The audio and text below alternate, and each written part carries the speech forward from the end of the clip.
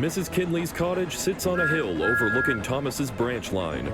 The engines whistle happily to her as she waves from the upstairs window. She has been a friend to the railway for many years, and the engines loved her very much. One day, Toby stopped at a signal near the cottage. Mrs. Kindley was tending to her garden. Toby gave her a cheerful ding-ding on his bell.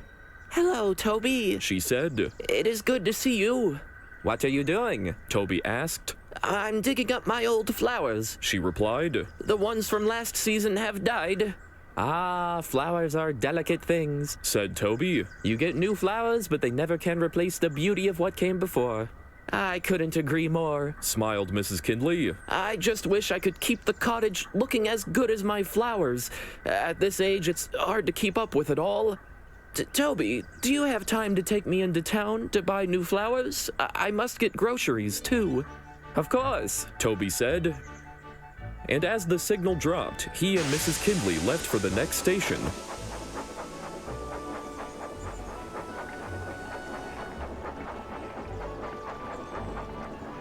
At the junction, Mrs. Kindley thanked Toby and walked slowly away. Toby was sad to see that it was becoming harder and harder for her to do the things she once was able to do. Toby became pensive about this and told the others later that day.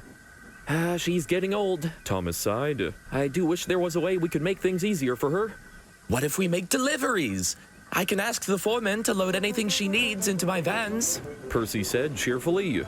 "And I can bring her friends to visit her in Henrietta," Toby added. "That's settled then." Thomas smiled. "If we all pitch in wherever we can make a big difference for Mrs. Kindley." The engines were as good as their word, making a special stop each day at Mrs. Kindley's cottage to bring much-needed food and fellowship. Thomas's driver and firemen helped her plant her new flowers, and neighbors helped clean the cottage from top to bottom. Soon it looked better than ever before, and Mrs. Kindley thanked the engines, their drivers, and all of her friends for their hard work. "It makes an old woman smile to have such wonderful friends," she said. Thomas, Percy, and Toby all beamed. Over the next few weeks, the engines didn't see Mrs. Kindley as much. They made their deliveries, but men and women that the engines hadn't met before came to receive them. They weren't neighbors or friends. One day, Toby thought to ask one of these men. "We're part of Mrs. Kindley's hospice team," he said. Toby gave a pained look. He knew what that meant. "Is she very ill?" Toby asked, sadly. "I'm afraid so. We're taking good care of her," said the man. "She's comfortable. She asks about you and the others." Toby smiled. "Please tell her that we are thinking of her and love her very much." "I will," he said, and walked up to the cottage. Toby told the others the sad news. "It's a shame. She was always there for us over the years, and now she's helpless."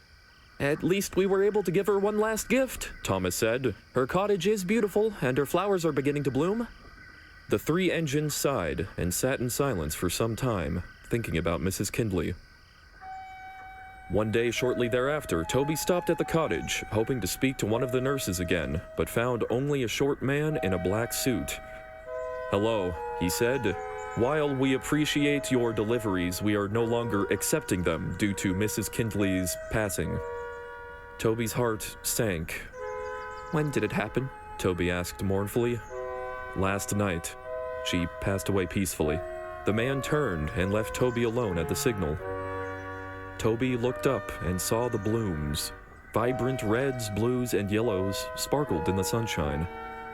"They're beautiful, but can never replace what came before," Toby said to himself, thinking of his friend Mrs. Kindley. But no matter how sad he felt, the new life blossoming at the cottage reminded him that Mrs. Kindley was still there. "Goodbye, Mrs. Kindley."